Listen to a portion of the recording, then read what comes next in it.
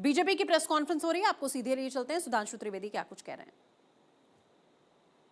Visit थी और भारत और स्लोवाकिया के संबंधों के बीच की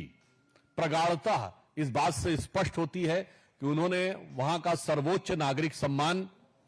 प्रधानमंत्री श्री मोदी जी को दिया और इस प्रकार 33 वैश्विक सम्मान पाने वाले मोदी जी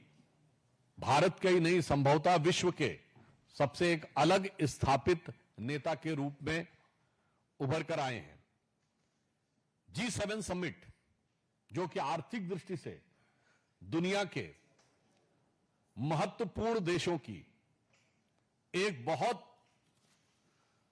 महत्वपूर्ण बैठक है, उसमें जिस प्रकार से भारत ने अपना महत्वपूर्ण स्थान प्राप्त किया है उसे आप ऐसे समझ सकते हैं कि नीस और पेरिस में जिस प्रकार समिट हुई उसमें एक स्पेशल ग्लोबल स्ट्रेटेजिक पार्टनरशिप हुई जिसमें कि कई देशों के साथ जो बायलैटरल टॉक्स थे वो प्रधानमंत्री जी के हुए। फिर भारत इनोवेट्स 2026 समिट हुई और महत्वपूर्ण बात यह थी कि इसमें भी समय निकालकर फ्रांस के राष्ट्रपति जो कि G7 समिट के मुख्य मेजबान थे उसके बावजूद वो भारत इनोवेट समिट में गए।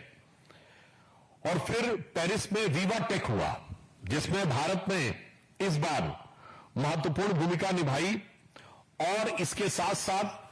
अनेक देशों के राष्ट्राध्यक्षों से द्विपक्षीय वार्ताएं और साइड टॉक्स हुई जिसमें अमेरिका के राष्ट्रपति श्री डोनाल्ड ट्रंप, ब्रिटेन के प्रधानमंत्री Shri Keir Starmer, German chancellor Friedrich Merz, UAE के president Sheikh Mohammed bin Zayed Al Nahyan, Ukraine के president Shri Zelensky, Canadian prime minister Mark Carney, European Council के प्रेसिडेंट एंटोनियो कोस्टा और European Commission की president Ursula von der लेyen थी। और इसमें महत्वपूर्ण बात यह रही कि डिफेंस और स्ट्रेटेजिक इश्यूज के ऊपर भारत के कई देशों के साथ महत्वपूर्ण कदम आगे बढ़े और अत्यंत महत्वपूर्ण विषय यह था कि कनाडा के साथ भारत का संबंध अब एक नई करवट लेता हुआ दिखाई पड़ा जब कनाडा के प्रधानमंत्री मार्क कार्नी ने